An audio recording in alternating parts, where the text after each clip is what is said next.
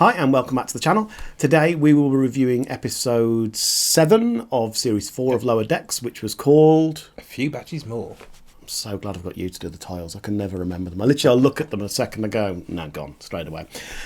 So this episode served as a sequel to quite a few episodes. Yes. So we had the review of the return of Badgie. Yep. We had the return of Agamar. Agamar, yeah. Agamar. Yeah. Voiced again by Jeffrey Combs. Always good to have him back. Absolutely brilliant. And the return of Peanut Hamper. Yeah. So we're hoping it will have been a better episode, because you weren't too keen on the last Peanut Hamper one, vastly, were you? No, it wasn't the best episode in the world for me.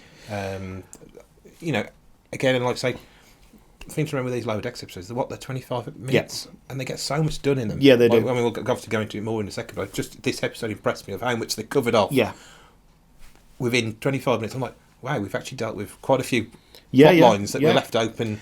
Well, that's it. I mean, this one, you've got the main story, which is that Badgie is picked up and is back out for revenge. That's there. We've then got the subplot with Peanut Hamper and Agamar out for parole. Yep. And their subsequent escape. And they're in love with each other.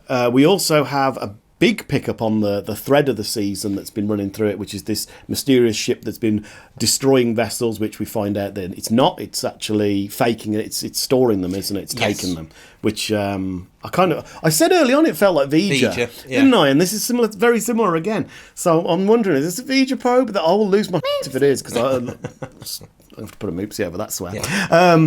Yeah. I would lose it if it is, because I'm a big fan of motion pictures. So any more of that, a neat pickup, wouldn't it? You really would. So, I actually preferred the subplot to this one. I think the main plot is Badgie, and the subplot was Agamar and Peanut Hamper. Yeah, and I really enjoyed their bits. I was almost like the Badgie parts. I was like, okay, these are fun, but I was almost willing them to end. So I think it's Jeffrey Combs though. Yes, it is. Yeah, he's so good, and every scene with him in, I just got, he's great. He's really, really good. And I loved all the stuff about where he's trying to trick them that he's good by changing the colour of the light. As simple as that. But it's true. Every time there's an evil robot in anything, they've got a red light, red light eyes, red light on switch, everything else. And when they're good robots, it's blue light. It's blue or a green light, isn't it? And they're friendly. It's such a struggle for him to change that light colour as well. So, when he's really pushing it, it just changes on it, did you feel like this was a step up from the last Peanut Hamper? Oh yeah, definitely, yeah. And I felt I preferred Peanut Hamper better in this episode. Well, that character had a bit of growth as well, but I did think it was a really good idea because, again, maybe not so much Agamar, but we've had a few episodes with Badgie now. The last Peanut Hamper one wasn't exactly massively engaging, so that was a really good idea to tie all three into one, which is essentially a story about AIs. Yes, really. There's 3 AIs, and the irony at the moment it is a bit, yeah.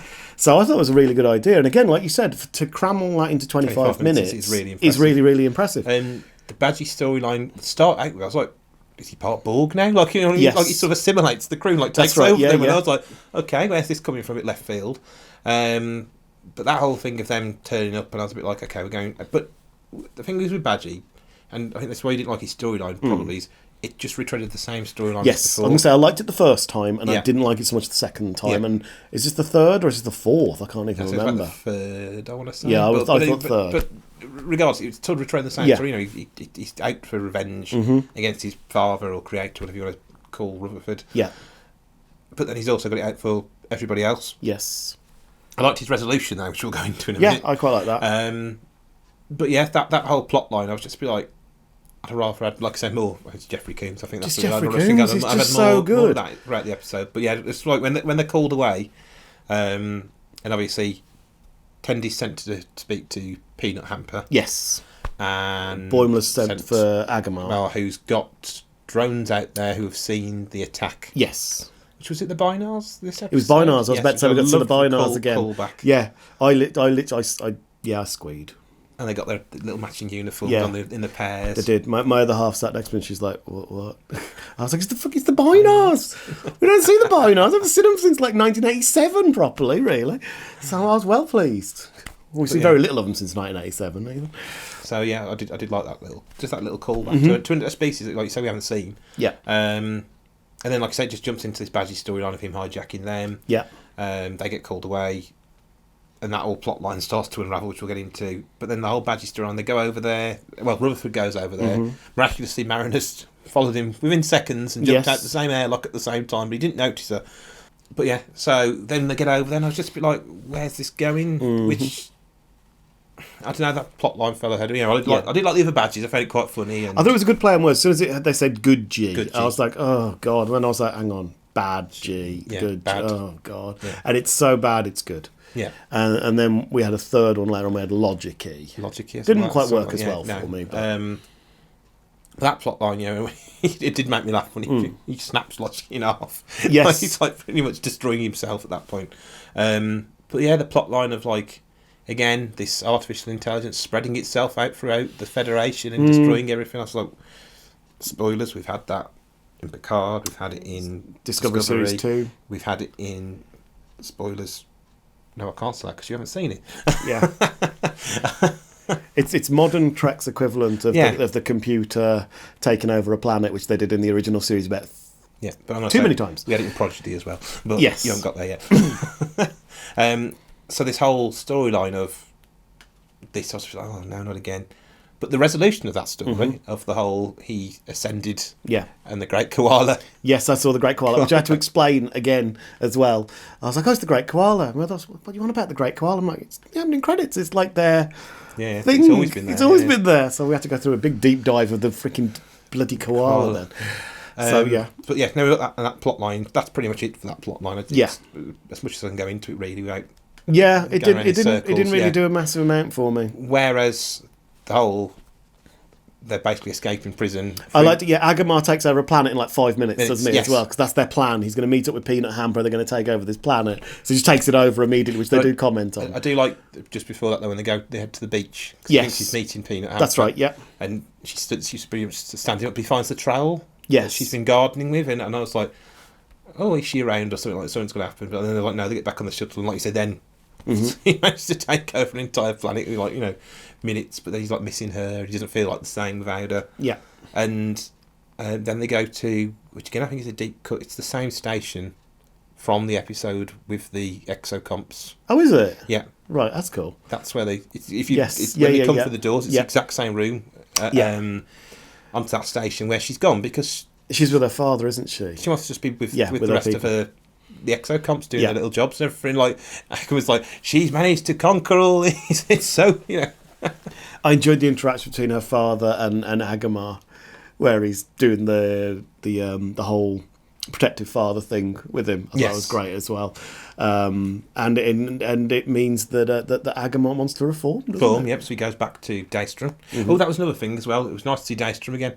Yes, because they used the exact same as what Picard had used. Oh, did they? Yeah. It's the same sort of cityscape cool. From the outside. Yeah, it is all the same. I did notice that. I was like, oh, okay, that's good that they're all keeping to the same page rather than something different. But yeah, so he goes back to Daystrom, and I don't think it's the last we've seen of him. But I hope not. I hope it's not the last. I like the way he hasn't got no arms and legs though. Like the one thing he has to do is rely on is somebody carrying him. Yes, around. that's right. Like, it's got Boy Black. He's commented about he's going to keep picking him up, hasn't he? Yeah, just don't do it. Very true. I think like we said a couple of times already, I think the B plot completely, I think, overshadowed the A plot in this time. It does happen sometimes. It does, yeah. And probably because I suppose I feel like we spent more time with the B plot personally. That's what it felt like. Maybe. But again, Jeffrey Combs. He wins every time. He does. He needs a live action role back in Star Trek. Big time. So, you got any other things you want to address before we go to a rate? No, I think that episode. Yeah, I'll still go the Badgie story because, like I said, it's just retreading our ground. I'd say, So I think my rating in lights, 5 not 4, would be. Again, I think this one I'm going to, like you said, it's paying me lower decks because it's like it's never awful. So I think it's going to be a 3 for this one. Again, it would be a 2.5 straight down the middle maybe, but.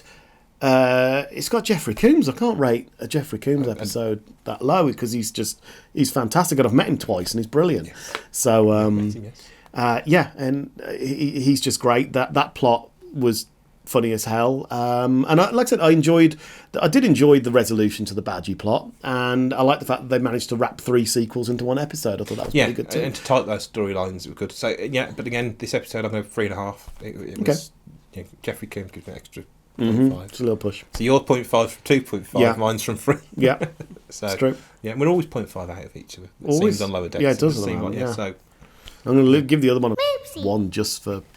Oh, I'm going to moopsy that and that. Ah. Yeah. Moopsy. So, on that note, if you've liked this and want to see me screw things up even worse, then please stay tuned for the next one. If you could like and subscribe, that would be fantastic, and drop a comment below to tell me off my potty mouth. That'd be cool too. yes, tell him off. Yeah. So, see you soon. Live long and prosper.